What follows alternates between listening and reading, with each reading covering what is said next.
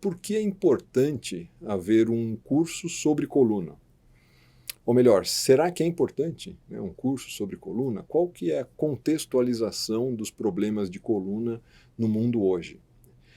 Dados clássicos da Organização Mundial de Saúde falam que 85% da população vai ter algum problema de saúde, de coluna, né? Em maior ou menor escala, em maior ou menor grau de desabilidade, né, maior ou menor grau de comprometimento, mas 85% das pessoas, em algum momento de suas vidas, vão ter um problema de coluna. Então isso realmente é uma pandemia, né? A probabilidade de uma pessoa saber o que é uma dor nas costas é muito maior do que uma pessoa não saber o que é uma dor nas costas. E é mais de 20, né, 25% dos trabalhadores ao ano, isso dados da Organização Mundial de Saúde, repito, são acometidos por algum grau de dor nas costas também. Então, além de ser algo extremamente difundido, né, algo extremamente comum e frequente no nosso meio, existe também uma maior incidência desse tipo de problema nos trabalhadores. Uma coisa que chama atenção, né, quando a gente fala em números, né, um número muito grande de pessoas, é que cerca de 80 a 85% de todas essas pessoas que têm problemas de coluna não têm um diagnóstico. Acabam sendo agrupadas como tem um problema de dor nas costas. Ou até um termo que para quem é especialista em coluna, gera uma certa estranheza, né, até uma certa ressalva, é o termo, por exemplo, no caso da lombar, uma dor lombar inespecífica.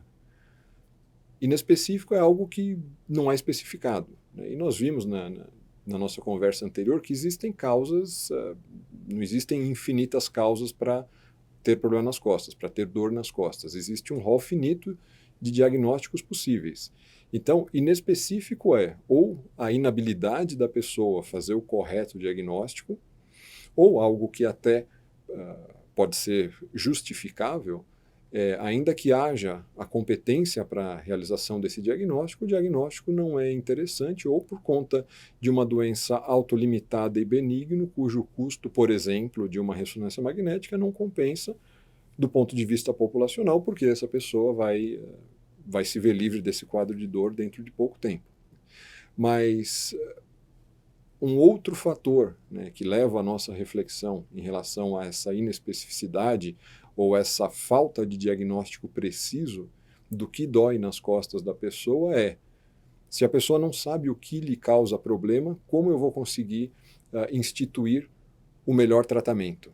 Se eu não sei qual é a causa, o tratamento abrangente pode ter alguma eficácia, mas é de extrema importância eu saber o que dói para dar o melhor atendimento e, consequentemente, diminuir o tempo de incapacidade dessa pessoa, otimizar a reabilitação e devolver ela para a sociedade de modo funcional, que, em última análise, é aquilo que nós buscamos, né, sempre num tratamento de dor nas costas. Eu havia comentado que existe um acometimento muito grande da força de trabalho e cerca de 2 a 8% desta força de trabalho acometido por problemas de coluna acabam sendo afastadas, isso ao ano. Então, além de ser algo que acomete a força de trabalho, é algo que contribui e contribui muito para o absenteísmo, né, e acaba colocando um custo social indireto nos problemas de coluna muito grande, como nós veremos adiante aqui nos nossos diapositivos. Se nós formos pensar em população mundial, a dor nas costas, os problemas de coluna, são a principal causa de afastamento do trabalho. Então, a população economicamente ativa, das condições que mais fazem com que elas se abstenham a comparecer ao trabalho, a dor nas costas ela fica sempre em primeiro lugar. Dados agora americanos, né, 5% de toda a força de trabalho norte-americana perde ao menos um dia de trabalho ao ano por conta de problemas na coluna. Então isso vai tudo entrando para aquela conta que a gente vai fazendo. custos diretos, custos indiretos de um problema de saúde. E qual é a realidade do Brasil, né? Qual é a realidade do nosso país? Qual é o custo social direto e indireto que os problemas de coluna têm no nosso meio? Estamos falando de mais ou menos 150 mil concessões de benefício ano a essa população economicamente ativa por conta de problemas de coluna. Então, são pessoas que têm um grau de incapacidade e elas acabam se abstendo do trabalho por tempos prolongados e acabam entrando no sistema de assistência social, né? Recebem auxílios por afastamento de trabalho. E cerca de 12 milhões de dias de trabalho ano são perdidos por conta de problemas na coluna. Então, essa contextualização já nos deixa muito mais atento de que o problema de dor nas costas não é só um problema pessoal daquele indivíduo que tem que se abster das suas atividades por conta de um quadro doloroso. É sim, sem dúvida nenhuma, algo dramático para aquela pessoa, mas tem um impacto social que transcende o individual.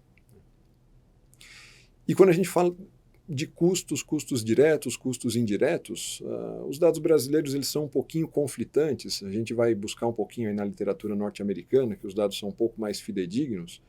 Nós estamos falando aí de mais ou menos 19 milhões de consultas médicas ao ano, né? Mais de 19 milhões de consultas médicas ao ano por conta de problemas de coluna, mais de 224 mil internações ano, e mais de 600 mil cirurgias ou procedimentos minimamente invasivos, enfim, intervenções em coluna vertebral ao ano.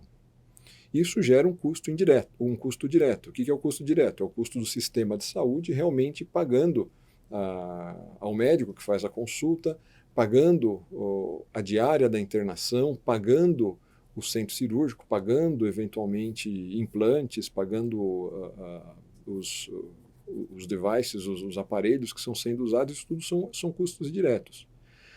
Mas e os custos indiretos, aqueles que não entram naquela conta e às vezes fogem aos olhos da gente, mas que são tão quanto ou até mais onerosos do que os custos diretos? Custos indiretos são, por exemplo, queda de produtividade. Imagina uma pessoa que está afastada, ou que está em processo de afastamento, ou que se afastou, não teve uma reabilitação adequada e retorna para o trabalho com dor, né? Isso tudo gera uma queda de produtividade. Aquele funcionário, aquele profissional, ele acaba tendo uma queda de produtividade.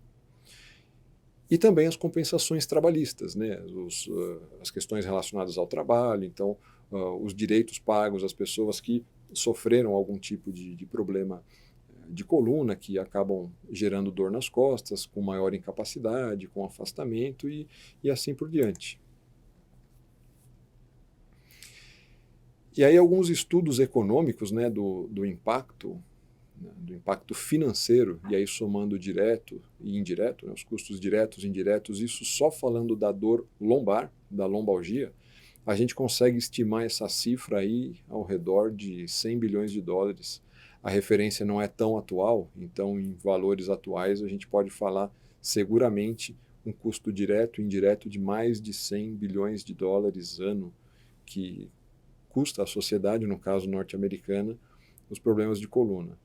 O Brasil, de novo, não temos um dado tão apurado, né, um valor, uma cifra, mas dadas as nossas características de força de trabalho, dadas as nossas características do mercado profissional, os custos também são astronômicos, sem dúvida nenhuma.